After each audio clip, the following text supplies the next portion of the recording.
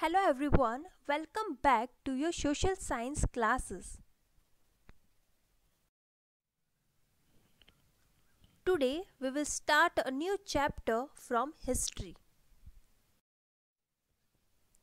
That is chapter number 1, when, where and how.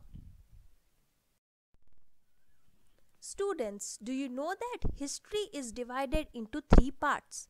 That is ancient history, medieval history and modern history.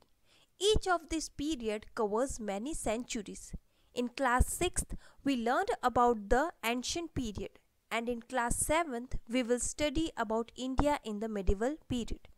In this, we will cover about 700 CE to 1800 CE, that is a period of 1100 years. History of the years, that is between 700 CE to 1800 CE, has observed a variety of social and political development. For example, Persian wheel in irrigation was introduced and spinning wheel in weaving. The medieval period is broadly divided into two parts, that is early medieval period and later medieval period. Let's study about the early medieval period. The history of the early medieval period is centered on the past struggle among regional kingdoms of both North and South India. The prominent kingdom among these were the Rajputs, Palas, Pratiharas, Rashtrakutas and the Cholas.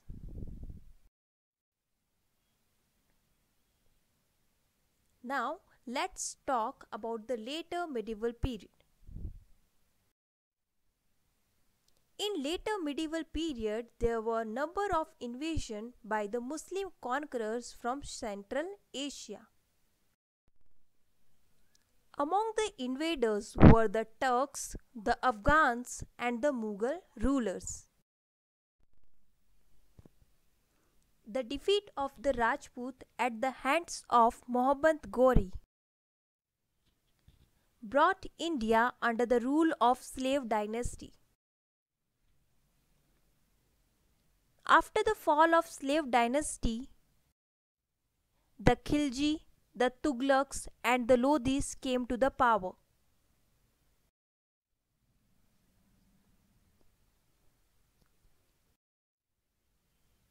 The combined power of this dynasty is known as Delhi Sultanate. But the Lashkar of the Sultanate soon faded away when the Babur founded the Mughal Empire. His grandson Akbar extended his empire with the whole of the North India and the parts of South India. He was followed by the Jahangir, Shah Jahan and the Aurangzeb. The Mughal Empire declined after the death of Aurangzeb. The successors of Aurangzeb were weak and incompetent rulers. Thus, regional kingdoms were established at this time. Now, we will talk about the changing names of the land. Number 1, Aryavarta. Number 2, Bharatvarshnam. Number 3, Hindustan. Number 4, Bharat. Number 5, India. The early Sanskrit text during the Vedic period called the tracts of land between the Vindhyas and the Himalayas, that is Aryavarta or the land of the Aryans. And during the era of the Puranas, the subcontinent was called Bharatvarshanam. The Persian accounts of the period refer to it as Hind or Hindustan. In Sanskrit literature, the country is called Bharat. The Indian constitution uses both India and the Bharat to describe the country.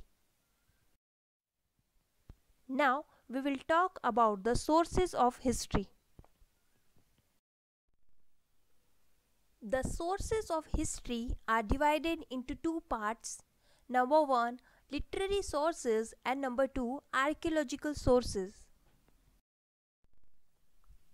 Now we will study about the literary sources. A variety of literary sources are available to study the period from the 700 CE to 1800 CE.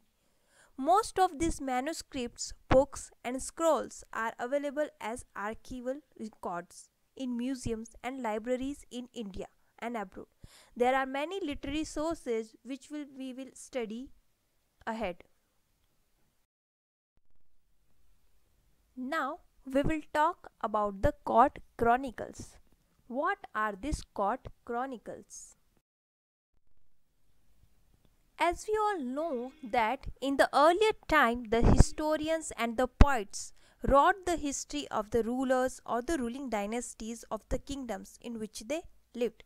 So these textual records are called court chronicles.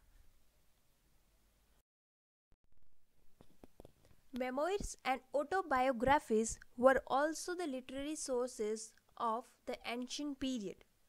Memoirs and life histories written by the rulers themselves are important sources of information for this period.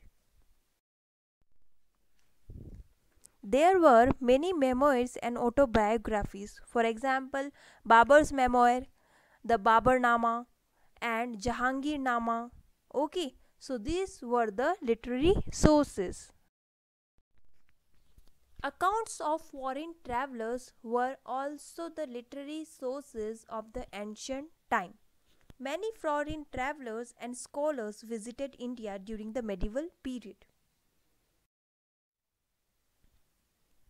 These travelers sometimes also visited the courts of the king. They have left behind the detailed account of their experiences in India, and historians rely on the writing of the foreign travelers for a fair and unbiased accounts of a king's reign. For example, Huang Tuzheng, who visited India, also written about the history of India. Now, regional literature. As we all know that there are different regions who spoke in different languages such as Tamil, Telugu, Punjabi, Assamese, Maithili. Okay, so all these poems, stories and dramas were written in these regional languages. These stories and dramas also help to reconstruct the life and the times of the age. Now, we will be talking about the religious literature. During this period, Bhakti and Sufi movements become popular.